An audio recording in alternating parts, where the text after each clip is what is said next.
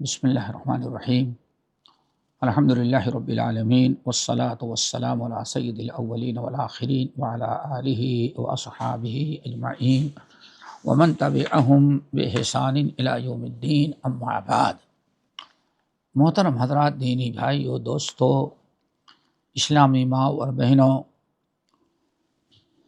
اور بنیادی علوم کے تحت سیرت نبی پر کے کلاس میں شریک ہونے والے تمام ساتھیوں، پچھلی نشست میں آپ نے غزوہ بنو المصطلق کے متعلق کچھ باتیں سنی تھی، اور ہم نے اشارہ کیا تھا کہ غزوہ بنو المصطلق میں اس حادثے کے اندر دو بڑی عظیم ترین حادثے پیش آئے ہیں جن کا جاننا بہت ہی ضروری ہے۔ انشاءاللہ آج سے ہم انہی دونوں جو بڑے نہایت خطرناک، تکلیف دہ حادثے نبی علیہ السلام کے سامنے پیش آئے ہیں، انہی کا ہم تذکرہ کریں گے۔ جیسے کہ آپ حضرات نے سنا کہ نبی علیہ السلام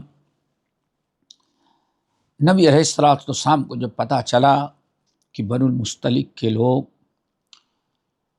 مدینے پر چڑھائی کرنے کی تیاری کر رہے ہیں، نبی علیہ السلام نے کچھ مخبروں کو بھیجا پتہ لگائیں کہ واقعی یہ خبر درست ہے یا درست نہیں ہے۔ نبی علیہ السلام نے بھیجا تو پتہ چلا کہ واقعی وہ لوگ بالکل تیاری میں ہیں اور جنگ کرنے کے لیے نکلنے والے ہیں، اور ان کے ساتھ عرب کے اور بہت سارے قبیلے جو ان کے علاقے کے ہیں وہ بھی ساتھ دینے کے لیے تیار ہیں۔ نبی علیہ السلام نے فوراً حارث بن ضرارہ جو قبیلے کے سردار تھے ان کی فوج کے مقابلے کے لیے، سرکوبی کے لیے مدینہ طیبہ سے آپ نکلے۔ جب آپ مدینہ طیبہ سے نکلے تو ماشاء اللہ صحابہ کرام کی بڑی جماعت نکلی، اور اسی میں ایک جس کو رئیس المنافقین کہا جاتا ہے، عبداللہ ابن ابی ابن سلول بھی نکلا۔ معلوم تھا کہ وہ منافق ہے، لیکن بہرحال کلمہ پڑھتا تھا، اور اس سے پہلے بھی بہت ساری شرارتیں کر چکا تھا، لیکن نبی علیہ السلام صبر سے کام لیتے۔ اس جنگ کے اندر بھی وہ جب نکلا، شریک ہوا، تو نبی علیہ السلام اس کو منع نہیں کیا۔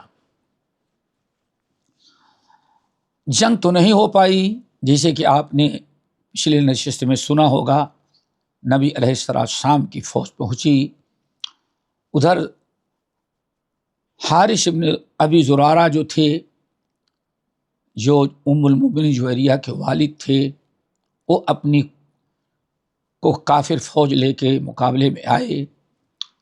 مقابلہ ہوا، تیر اندازی کا زبردست مقابلہ ہوا، اس میں وہ شکست کھا گئے۔ نبی علیہ السلام نے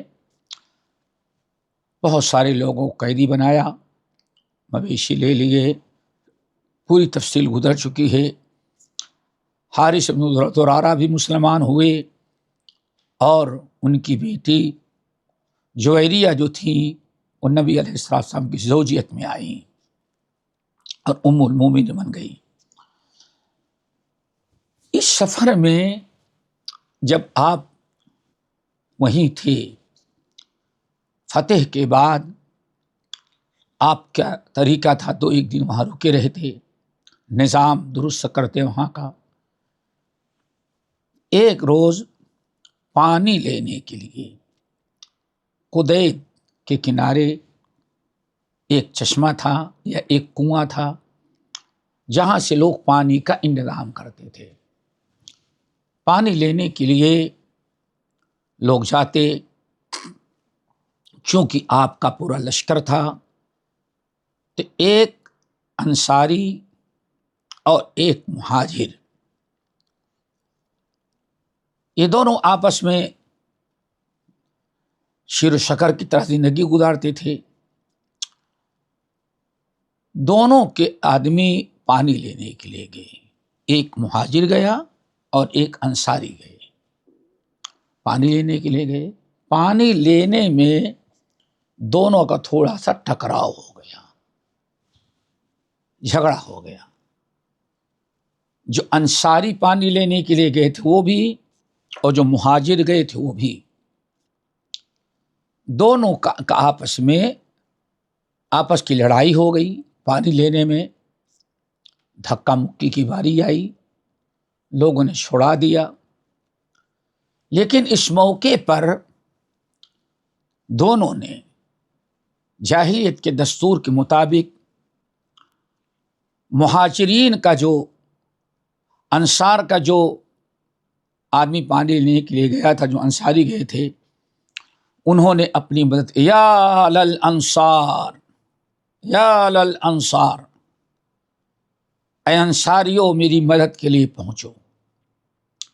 ادھر سے وہ پکارے، ادھر سے مہاجر جو تھے انہوں نے اپنے مہاجرین کو پکارا، یا للمہاجرین، اے مہاجرین دوڑو مدد کے لیے. جاہلیت میں کنبے اور قبیلوں کی لڑائیاں ہوتی تھیں. جب دونوں کے آدمی، ادھر پانی لینے والا انصاری اور پانی لینے والا مہاجر، ان دونوں نے جب اپنے قبیلے کا نام لے کر کے پکارا تو جاہلیت کے دستور کے مطابق ٹوٹ پڑے دونوں. ادھر سے کچھ لوگ آئے، ادھر سے کچھ لوگ پہنچے، اور جاہلیت کے مطابق قریب تھی کہ اب دونوں قبیلوں میں جنگ ہو جائے. لیکن جیسے ہی جاہلیت کی اس رسم کو شیطان نے اجاگر کیا، مہاجر اپنے مہاجر کو بلایا، اپنے قوم اور قبیلے، انصاری نے اپنے قوم اور قبیلے کو بلایا. جب دونوں طرف سے تلواریں چلنے کے قریب آئی، نبی علیہ السلام کو پتہ چلا اور لوگوں کو پتہ چلا، بڑی تیزی کے ساتھ موقع پر پہنچے، اور نبی علیہ السلام نے فرمایا، ابداء والجاہلیت، ارے کیا کر رہے ہو؟ جس جاہلیت اور اس غلط رسم کو، ظلم و زیادتی کو اسلام نے مٹایا تھا، اسی کو تم پھر دوبارہ زندہ کر رہے ہو. نبی علیہ السلام نے لوگوں کو سمجھایا، خطاب کیا. دونوں قوم اور قبیلے کی مصالحت ہو گئی، خونریزی، قتل و غارت اور جنگ و جدال سے بچ گئے. دونوں کو احساس ہوا کہ ہاں شیطان نے دونوں طرف سے ورگلایا اور شیطان اپنا کام کر ڈالتا. لیکن موقع پر نبی علیہ السلام پہنچ گئے، اس لیے الحمدللہ جنگ تو نہ ہو پائی. مگر اس طرح سے ہوا یہ کہ جنگ کے خاتمے کے بعد انصار میں، قبیلے انصار جو تھا، انہی میں یہ منافق گھسا رہتا تھا، عبداللہ بن ابی ابن سلول. یہ بڑا شیطان انسان تھا. اس کو اول یوم سے نبی علیہ السلام سے بڑی نفرت تھی. شروع سے آپ کی عداوت پر آمادہ تھا، موقع ڈھونڈتا رہتا تھا کہ کوئی موقع ملے کہ آپ کی مخالفت کرے. اور اس کی وجہ یہ بیان کی جاتی ہے کہ عرب کے انصار کے دونوں قبیلے اوس اور خزرج، ان کی تقریباً 120 سال کی لڑائی تھی. 125 سال کی آپس میں قبیلے کی لڑائیاں چل رہی تھیں، اوس اور خزرج کی. بڑی ہی قتل و غارت، خونریزیاں ہوئی تھیں، یہاں تک کہ بہت سارے مرد دونوں طرف کے ختم ہو گئے تھے. 120 سال تک لڑائی جاری تھی، اور اس میں لڑتے لڑتے دونوں کے پتہ نہیں کتنے نوجوان قتل ہو چکے تھے۔ آخر میں ان دونوں قبیلوں کے سرداروں نے آپس میں مل کر کے مصالحت کی کوشش کی کہ اس طرح سے ہم لوگ لڑتے رہیں گے تو اور ختم ہو جائیں گے، اس لیے بہتر ہے مصالحت کریں اور کسی کو اپنا امیر بادشاہ مقرر کر کے سب لوگ اس کی بات مانیں، اور ایک نظام کے تحت ہم لوگ اب زندگی گزاریں۔ قبیلے کی لڑائی نہیں ہونی چاہیے، ہم دونوں مل کر کے اب رہیں۔ مصالحت کی جب یہ تحریک چلی اور دونوں قومیں اوس اور خزرج دونوں نے تسلیم کر لیا کہ واقعی اتنی پرانی لڑائی، اس کو ختم کرنے کا ایک ہی راستہ ہے کہ آج سے لڑائی جھگڑے بند اور آپس میں مصالحت کے ساتھ زندگی گزاریں، اور کوئی ایک امیر اور بادشاہ ہو، ایک نظام ہو جو سب پر کنٹرول کرے۔ بڑی کوششوں کے بعد یہ بات طے ہوئی، دونوں قبیلوں نے اتفاق کیا کہ عبداللہ ابن ابی ابن سلول کو اپنا امیر اور بادشاہ مقرر کیا جائے، اور اس طرح سے دونوں ہم آپس میں مل کر کے رہیں گے۔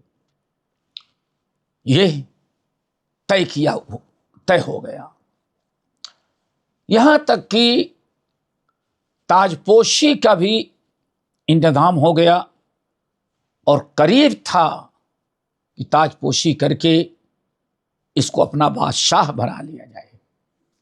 لیکن اسی اثنا میں انصار کے کچھ لوگ جب حج میں گئے اور وہاں نبی علیہ السلام سے ملاقات ہوئی، ایمان لا لیے، پھر دوسرے سال ملاقات ہوئی اور اچھے تعلقات ہوئی، پھر تیسرے سال ملاقات ہوئی، اور ہجرت کرنے کی دعوت دی، آپ نے پیشکش کی، اوس اور خزرج کے قبیلے ان لوگوں نے آپ کی دعوت، آپ کی خواہش کو پوری کیا اور ہجرت کی دعوت دی کہ آپ ہمارے یہاں چلیں۔ جب نبی علیہ السلام سے ملاقات ہوئی تو یہ اس کی تاج پوشی کا مسئلہ تھوڑا سا مؤخر ہو گیا، بالکل تیاری ہو چکی تھی، سب کچھ بالکل تاج پوشی کا انتظام ہو چکا تھا، لیکن اچانک نبی علیہ السلام کا معاملہ پیش آیا تو پینٹنگ میں پڑ گیا۔ اب لوگ اس پر توجہ کرنے لگے،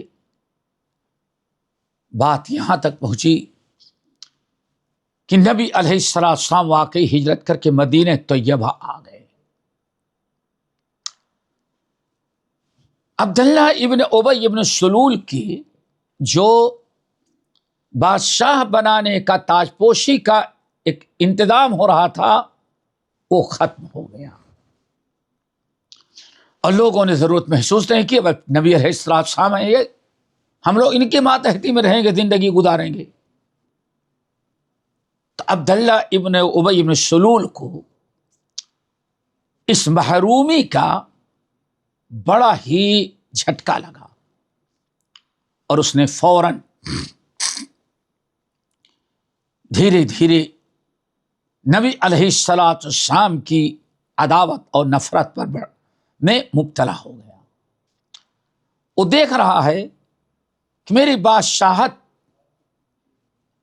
اور تاج پوشی ان کی وجہ سے رک گئی، تو اس طرح نبی علیہ السلام اور ہجرت کر کے آنے والے مسلمانوں سے بے انتہا اس کم بختوں کا نفرت تھی۔ مقابلہ تو کر نہیں سکتا تھا، چونکہ انصار و مہاجرین دونوں اللہ کے نبی علیہ السلام پر متفق تھے اور ہجرت کی دعوت دی تھی، اب نبی کے ہوتے ہوئے اس کے بادشاہ کی ضرورت ہی نہیں، تو کمبخت ہمیشہ موقع کے تلاش میں رہتا تھا کہ ہمارا نقصان جو ہوا ہے محمد کی وجہ سے ہوا ہے، تو وہ دل میں ایک انتقامی جذبہ لیتا رہتا تھا، لیے ہوئے تھا۔ مسجد میں بھی آتا، آپ کے ساتھ بیٹھتا بھی، جنگوں میں بھی چلا جاتا تھا، اور اندر اندر آپ کی جڑ کاٹنے کی کوشش بھی کرتا رہتا تھا۔ بہرحال اس کو اس غزوہ بنو المستلق میں جب پانی لینے میں جھگڑا ہوا اور انصاری نے یا الانصار اور مہاجر نے یا المہاجرین پکارا، تو اس نے ایک اچھا موقع پا لیا کہ اب ایک اچھا موقع ہے، نبی علیہ السلام اور مسلمانوں کے خلاف محاذ بنانے کا ایک بہترین موقع ہے۔ اسی لیے بڑا خوش ہوا۔ لیکن جب نبی علیہ السلام نے آ کر کے دونوں انصار و مہاجرین دونوں پارٹیوں کو پر کنٹرول کر لیا اور جاہلیت کی رسم کو جاہلیت قرار دے کر کے سمجھایا، تو ان کی بات سمجھ میں آ گئی۔ انصار و مہاجرین پھر آپس میں مل گئے۔ نبی علیہ السلام کے خلاف جو کارروائی کرنا چاہتا تھا وہ کر نہیں پایا، اس کے بہت بڑا اس کو صدمہ ہوا۔ رئیس المنافقین عبداللہ ابن ابی ابن سلول کو اپنی بڑی خطرناک شکست کا سامنا کرنا پڑا۔ حضرت زید بن ارقم رضی اللہ تعالی عنہ بالکل نوجوان بچے تھے، نوجوان تھے، ابھی بہت پوری جوانی کو بھی نہیں پہنچے تھے، اب بالکل کم سن ابھی تھے، جوانی کو پہنچ گئے تھے۔ یہ ایک جگہ بیٹھے ہوئے تھے، انصار بھی ہیں، مہاجرین بھی ہیں، انصار لوگ بیٹھے ہوئے تھے، زید بن ارقم بھی وہیں موجود تھے، اور کچھ اور لوگ بھی تھے۔ ابی بن سلول وہاں آیا، ابی بن سلول وہاں آیا اور لوگوں نے اسے کہنا شروع کیا کہ حضرت ایسے آج ہو رہا تھا، جنگ ہوتے ہوتے الحمدللہ بچ گئی، نبی علیہ السلام اچھے موقع پر پہنچے، مصالحت ہو گئی۔ یہ زید بن ارقم یہ ساری باتیں سنا اور وہیں بھری مجلس میں کہا افعلوہا، ایسے ہوا، یعنی انصاری کو پانی لینے سے روک رہا تھا مہاجر، اور مہاجر لڑنے کے لیے آمادہ ہو گیا۔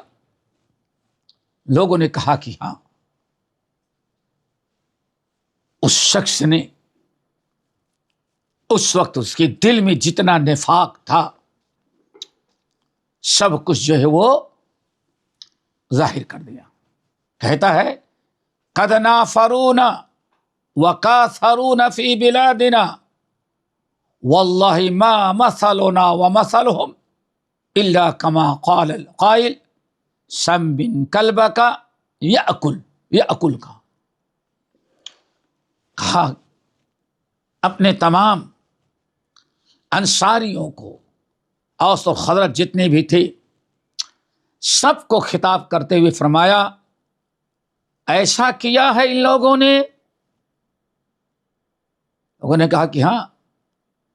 تو اب کہتا ہے قد نافرونا، ان مسلمانوں نے آ کر کے ہمارے ہاں آپس میں نفرت پھیلا دی اور ہمیں کو تنگ کرنے لگے. وَكَاثَرُونَ فِي بِلَادِنَا، وہاں پہاڑوں میں رہا کرتے تھے، مکے میں بھوکے مرتے تھے، اور یہ آ گئے ہمارے شہر میں اور آج ہمارے ہی روٹیوں پر پل رہے ہیں. ہم نے ان کو بسایا، ہم نے ان کو آباد کیا، ہم نے ان کو شریک کیا اپنے تجارت، اپنے کاروبار میں، ہم نے بڑے احسانات ان کے اوپر کیے. بس ما مثلنا ومثلهم، واللہ ما مثلنا ومثلهم، اللہ کی قسم ہماری اور ان مسلمانوں کی مثال وہی ہے. دیکھیے کیسے خطرناک جملہ اس منافق نے استعمال کیا. واللہ ما مثلنا ومثلهم، اللہ کی قسم ہماری اور ان کی مثال وہی ہے جیسے لوگ کہتے ہیں سمن کلبا کا یا اکل کا، کھلا کھلا کر کے کتے کو تیار کرو اور آخر میں کتا تمہیں کو ڈس لیتا ہے. یعنی کتے کی مثال دی اس ظالم نے. اما واللہ، پھر کہتا کیا ہے ظالم؟ اما واللہ، اللہ کی قسم، لئن رجعنا الی المدینۃ، اگر ہم صحیح سالم مدینہ پہنچے گے تو لیخرجن الاعز منها الاذل، تو ہم باعزت لوگ ان ذلیلوں کو مدینے سے نکال دیں گے. اتنا کھلا چیلنج اس نے کیا، اور یہ سب کچھ اس کی ساری باتیں زید بن ارقم رضی اللہ تعالیٰ عنہ سن رہے تھے. ان کو بہت برا لگا جب اس ظالم نے ایسے گندے الفاظ استعمال کیے کہ واللہ لئن رجعنا الی المدینۃ لیخرجن الاعز منها الاذل. اللہ کی قسم تھوڑا سا صبر کرو، اب مدینہ پہنچنے دو. مدینہ پہنچ کر کے سب سے پہلا کام ہم یہ کریں گے، ہم باعزت لوگ ان ذلیلوں کو مدینے سے نکال بھگائیں گے. ہم باعزت لوگ سے مراد ہم منافقین اہل مدینہ، نعوذ باللہ ذلیلوں سے مراد نبی علیہ السلام و صحابہ مہاجرین. اس طرح سے اس نے چیلنج کیا. حضرت زید بن ارقم رضی اللہ تعالیٰ سن رہے تھے، اور جب اس طرح سے باتیں کی تو کہتے ہیں ثم، یہ سب ہو رہا تھا اور میں آیا اور نبی علیہ السلام سے بتا دیا، یا رسول اللہ، اے عبداللہ ابن ابی ابن سلول اپنے قوم سے یہ کہہ رہا ہے اور آپ کے متعلق اور آپ کے ساتھیوں مہاجرین کے متعلق ایسے گندے الفاظ استعمال کیا ہے. اور یہ اس نے دھمکی دی، اپنا فیصلہ سنایا کہ مدینہ واپس جائیں گے تو سب سے پہلا کام یہ ہوگا محمد صلی اللہ علیہ وسلم اور ان کے قوم کے مہاجرین سب کو مدینے سے نکال بھگائیں گے، کیونکہ ابھی آ کر کے ہمارے اوپر حکومت کرنا چاہتے ہیں اور ہم سے لڑتے جھگڑتے ہیں. اس طرح سے ایک بڑا خطرناک حادثہ پیش آیا. اللہ تعالیٰ سے دعا کرے اللہ ہم سب کو ہر قسم کے فتنوں سے بچائے، اور اس واقعے کی مزید تفصیل انشاءاللہ اگلی نشست میں پیش کریں گے. اقول قولی ھذا واستغفر اللہ من کل ذنب واتوب الیہ.